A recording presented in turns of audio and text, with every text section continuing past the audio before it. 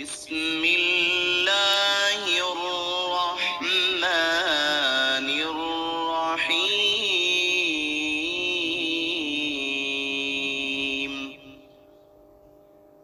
ربنا آتنا فی الدنیا حسنہ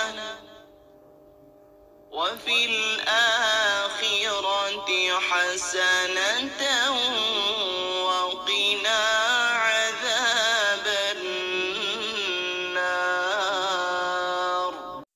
ہمارے پروردگار ہمیں دنیا اور آخرت میں بھلائی عطا فرما اور ہمیں جہنم کے عذاب سے محفوظ فرما۔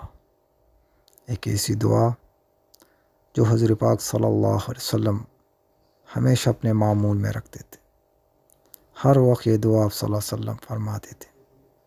یہ نہ صرف پیارے نبی صلی اللہ علیہ وسلم کی دعا ہے بلکہ یہ تو قرآن کی دعا ہے، اللہ نے ہمیں سکھایا ہے۔ یہ سورہ بقرہ کا 201 نمبر آیات ہے کہ اس میں ہم اپنے رب سے مانگتے ہیں کہ اللہ دنیا کی جتنی بلائیاں ہیں وہ ہمیں عطا فرما، کیونکہ ہمیں ہر چیز اپنے رب سے مانگنی ہے۔ بلائی دینے پر وہ قادر ہے اور شر سے محفوظ کرنے پر بھی وہ قادر ہے۔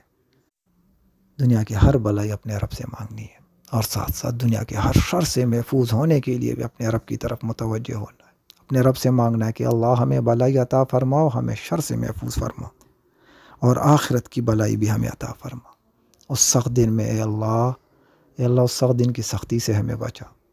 اے اللہ اس سخت دن میں جب ہر انسان اپنے گناہ میں گرا ہوا ہوگا اور ہر ایک انسان نفسا نفسی کے عالم میں ہوگا، یا پروردگار ہماری دستگیری فرما دے۔ اے پروردگار ہمیں اس سخت دن کی سختی سے بچا لے۔ اے اللہ پولیس رات کی سختی سے بچا لے، ایسا ایک راستہ کہ جس پر چلنا نامحال ہے، جہنم کے اوپر سے گزرا ہوا راستہ۔ اللہ کے فضل سے انسان بچ سکتا ہے، اپنا عمل بہت کمزور ہوتا ہے، تو اس وجہ سے اللہ سے دنیا اور آخرت دونوں کی بلائی مانگنی اور جہنم کے عذاب سے محفوظ۔ جہنم ایک ایسی جگہ کہ جہاں سے اگر جہنمی کو نکالا جائے اور دنیا میں لایا جائے تو اس کو آرام آ جائے۔ وہاں کی آگ سخت، وہاں کی ہر شے سخت، ایسی سختی، ایسی آگ کہ دنیا کی آگ تمہیں ٹھنڈا نظر آئے۔ تو دنیا اور آخرت کی ہر بلائی میرے رب کے ہاتھ میں ہے، اسی سے طلب کرنا ہے۔ ہم بہت گناہگار ہیں، ہماری آنکھوں سے، ہمارے ہاتھوں سے، ہمارے ہر اعضاء سے ہر وقت گناہ صادر ہوتی ہے، ہم گناہ سے بھرے ہوئے ہیں، پر پروردگار بہت رحیم کریم ذات ہے۔ وہ انسان کو صرف دیکھتا ہے کہ وہ میری طرف متوجہ ہو جائے، اس کے 60-70 سال کے گناہ ایک آنسو میں معاف کر دیتا ہے۔ بس اس کے سامنے رونا ہے، اس سے خود کو معاف کرانا ہے۔ ایسا رونا جیسا بچہ اپنی ماں کے ساتھ ضد کرتا ہے اور ماں مجبوراً ہو کر اس کو دے دیتی ہیں کہ چلو لے لو۔